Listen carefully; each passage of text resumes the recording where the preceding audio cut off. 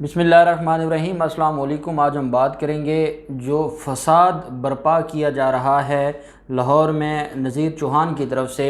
और आज सारा दिन जो एक ड्रामा चलता रहा है और मीडिया के ज़रिए वो अपने फसाद को दिन ब दिन बढ़ाते जा रहे हैं और अपने इल्ज़ामात को बढ़ाते जा रहे हैं। बड़ी अहम डिटेल्स हैं। आज वो रेस कोर्स थाना पहुंचे थे गिरफ़्तारी देने के लिए, और गिरफ़्तारी उनकी क्यों नहीं हुई, और वो रैली की सूरत में, एक जलूस की सूरत में वहाँ पर पहुँचे और वहाँ पर जगह जगह पर तकरीरें की। बड़ी अहम डिटेल्स हैं जो मैं आपके साथ शेयर करने जा रहा हूँ। आप जानते हैं कि नज़ीर चौहान जो कि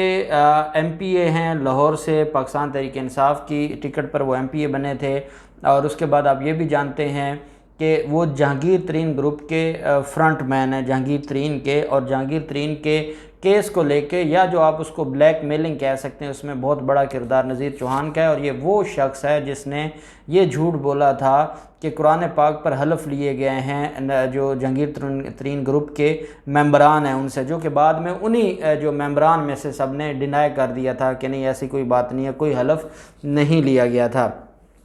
फिर उसके बाद नज़ीर चौहान ने एक इल्ज़ाम लगाया, और वो शहज़ाद अकबर के ख़िलाफ़ इल्ज़ाम था। और वो इल्ज़ाम मैं उसको इल्ज़ाम नहीं कहूँगा, क्योंकि ये मामला इल्ज़ाम से बढ़ कर था, क्योंकि जहाँ आपके ईमान और अक़ीदे की बात आ जाए, वो फिर चीज़ें जो हैं वो इल्ज़ाम से बहुत आगे चली जाती हैं। एक इंटरव्यू में लाइव नज़ीर चौहान ने इल्ज़ाम लगाया शहज़ाद अकबर पर, और कादियानी होने का और गैर मुस्लिम होने का इल्ज़ाम लगाया गया।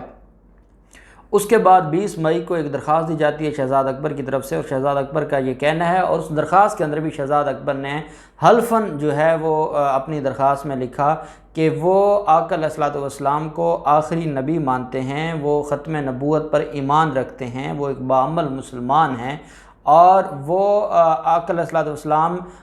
की जो है जो उनके दर के चौकीदार के तौर पर जो है वो अपने आप को समझते हैं। तो ऐसे में मुझ पर ये जो इल्ज़ाम लगाया गया है, इस इल्ज़ाम से एक तो मेरे नज़रियात और अक़ीदे और ईमान को ठेस पहुंचा है, मुझे दिली तौर पर जो है वो मेरे जो एहसासात हैं उसको ठेस पहुंचा है। दूसरा ये है कि मेरी ज़िंदगी को ख़तरा है, क्योंकि इस तरह के इल्ज़ामात लगाने के बाद वो ये असल में करना चाहते हैं कि कौम मेरे ख़िलाफ़ खड़ी हो जाए, और इस झूठे इल्ज़ाम के बुनियाद पर, क्योंकि आप जानते हैं कि हमारे यहाँ जब भी कोई इल्ज़ाम लगाता है तो जब इल्ज़ाम सुनने वाले पहले नुकसान करते हैं, बाद में उसके ऊपर तहकीक करते हैं या उसको देखते हैं कि आया ये इल्ज़ाम दुरुस्त था या गलत था। जब शहज़ाद अकबर की तरफ से ये मुकदमा दर्ज करवा लिया जाता है रेस कोर्स थाने में, तो उस मुकदमे में जो है वो कल हज़ूर दाता साहब जो दरबार है, दाता दरबार, वहाँ पर जो है ये पहुँच गए नज़ीर चौहान, और वहाँ बैठकर काफ़ी देर जो है वो अवाम के मजमे के साथ वो वहाँ पर थे, और इस मामले को वो एक मजहबी रंग देना चाहते थे, और वो वही करना चाहते थे जो माजी में ही, जो माजी करीब में जो कुछ होता रहा, जिस तरीके से पुरतशद्दुद जो है वो हमें देखने को मिले, जो एहतजाज या मुज़ाहरे थे। अब वो ये चाहते थे कि मैं इसके पीछे छुपूं, और मैं एक नारे के पीछे छुपूं, और वो अपने इल्ज़ामात की वजह से शहज़ाद अकबर, जो कि जहांगीर तरीन का ये इल्ज़ाम है कि शहज़ाद अकबर ने उनके ख़िलाफ़ मुकदमे दर्ज करवाएं, शहज़ाद अकबर ही उनको गिरफ़्तार करवाना चाहते हैं, और हर चीज़ के पीछे शहज़ाद अकबर हैं। यही बात पहले पाकिस्तान मुस्लिम लीग नून कहती है, और यही बात बाकी कहते हैं। तो लेकिन मुस्लिम लीग नून ने जितना भी इख्तलाफ हो, लेकिन इस तरह का कभी इल्ज़ाम नहीं लगाया था जो नज़ीर चौहान ने लगा दिया। फिर प्रेस कॉन्फ्रेंस की और कहा कि मैं दाता दरबार पर हूँ, अगर मुझे कोई गिरफ़्तार करना चाहता है तो मैं दाता दरबार पर मौजूद हूँ, मुझे गिरफ़्तार कर लें। फिर रात को एक ऐलान किया गया कि वो जुलूस की शक्ल में ख़ुद गिरफ़्तारी देने जाएंगे। आज उनके हलका में बैनर्स अवेज़ा किए गए, और उस पर लिखा गया कि ये सिपाही है, दीन का सिपाही है, और उसके बाद इमरान ख़ान का भी ये सिपाही है, और शहज़ाद अकबर के ख़िलाफ़ जो है वो नारेबाजी लिखी गई, बैनर्स अवेज़ा किए गए, और ये जुलूस की शक्ल में अपने हलका से निकलते हैं, और ये जा पहुंचते हैं थाना रेस कोर्स के बाहर। वहाँ जाकर जो है, जो इनके साथ सैकड़ों लोग थे, वहाँ ये तकरीर करते हैं, और तकरीर करके फिर दोबारा इल्ज़ाम लगाते हैं। अब ये कल का दिन, परसों का दिन और आज का दिन मुसलसल शहज़ाद अकबर अपना जो हल्फ है वो कौम के सामने रख रहे हैं, और आज भी उन्होंने ट्वीट किया है, और ट्वीट करके उन्होंने कहा है कि मैं हल्फन ये कहता हूँ कि मैं ख़त्म नबूवत पर ईमान रखता हूँ, ख़त्म नबूवत मेरा ईमान है, मैं जो हमारे प्यारे पैगंबर हैं उनको आखिरी नबी मानता हूँ, اور مجھے جو ہے وہ میں اپنے آپ کو ایک بامل مسلمان سمجھتا ہوں، اور میں اپنے نبی کے در کا چوکیدار اپنے آپ کو سمجھتا ہوں، تو میرے خلاف جو الزامات ہیں خدا کے لیے اب آپ اس حد تک نہ گریں کہ آپ کسی کے ایمان کے بارے میں بات کریں، کیونکہ یہ معاملہ قابل معافی نہیں ہے۔ اگر آپ کی پولیٹیکل جو لینا چاہتے ہیں، اب آپ اگر کوئی پولیٹیکل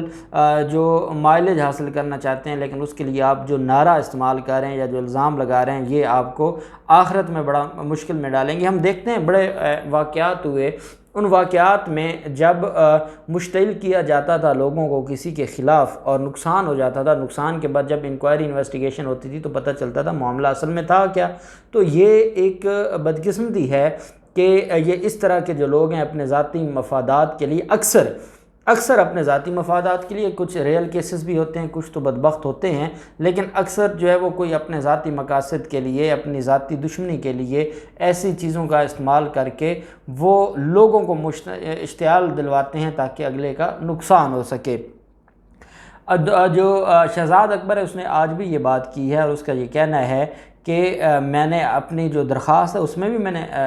بیان حلفی ساتھ لگایا ہے، اور بیان حلفی جو ہے وہ میں نے اس درخواست کے ساتھ اس لیے لگایا ہے تاکہ کسی کو شک نہ رہے، اور میری ذمہ داری ہے کہ اگر میں کیونکہ پبلک آفس ہولڈر ہوں، پبلک سرونٹ ہوں، جب میرے اوپر کوئی سوال اٹھے تو اس کا جواب دینا میری ذمہ داری ہے، اور میں پبلکلی اس کو اناؤنس کر رہا ہوں۔ لیکن جو نذیر چوہان ہے وہ اپنی بات پر ڈٹے ہوئے ہیں، اور آج بھی انہوں نے کہا ہے کہ اگر شہزاد اکبر سچے ہیں تو وہ یہ بات بتائیں، کیونکہ شہزاد اکبر نے ابھی تک کوئی بات نہیں بتائی۔ شہزاد اکبر اپنی بات پر جو ہے وہ اس کا کھل کے اظہار نہیں کر سکتے۔ ساتھ انہوں نے یہ کہا کہ میں گرفتاری دینے آیا ہوا ہوں، جس نے گرفتار کرنا ہے مجھے گرفتار کیا جائے۔ جب تھانہ ریس کورس کے انچارج انویسٹیگیشن ہیں ان سے ملاقات ہوئی تو انچارج انویسٹیگیشن نے کہا کہ گرفتاری یہ ایسا کیس ہے کہ اس میں گرفتاری کے لیے کیونکہ ہمیں اسپیکر سے اجازت لینی ہوگی، اور یہ وہ معاملہ نہیں ہے جیسے اگر تو کسی کی ضمانت خارج ہوتی ہے، جیسے لیگی ایم پی اے کی ضمانت خارج ہوئی ہے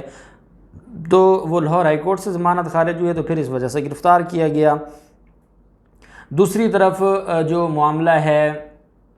جویل لطیف کا، اس کی ضمانت خارج ہوتی ہے تو اس کو گرفتار کیا جاتا ہے۔ آج خود جو ہے وہ پولیس گرفتار نہیں کرتی جب تک ان کی ضمانت خارج نہیں ہوتی، یا ان کا جو ایک رائٹ ہے ضمانت کا وہ جب تک پورا نہ ہو جائے، کیونکہ جب معاملہ عدالت میں چلا جاتا ہے پھر عدالت نے دیکھنا ہوتا ہے کہ کیا اسپیکر کی اجازت کے بغیر گرفتار کیا جا سکتا ہے یا نہیں کیا جا سکتا۔ لیکن جب ابھی تک معاملہ عدالت میں نہ گیا ہو تو پھر پولیس اس معاملے میں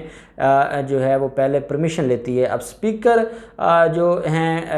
اسمبلی، صوبائی اسمبلی، ان سے اجازت مانگنے کے بعد آگے کارروائی کو بڑھانے کا عندیہ دیا ہے انچارج انویسٹیگیشن ریس کورس تھانہ نے، اور انہوں نے کہا ہے کہ ہم ابھی آپ کو گرفتار نہیں کرنا چاہتے، ہم پہلے پرمیشن لیں گے اور پرمیشن لینے کے بعد آپ کے خلاف کارروائی کریں گے۔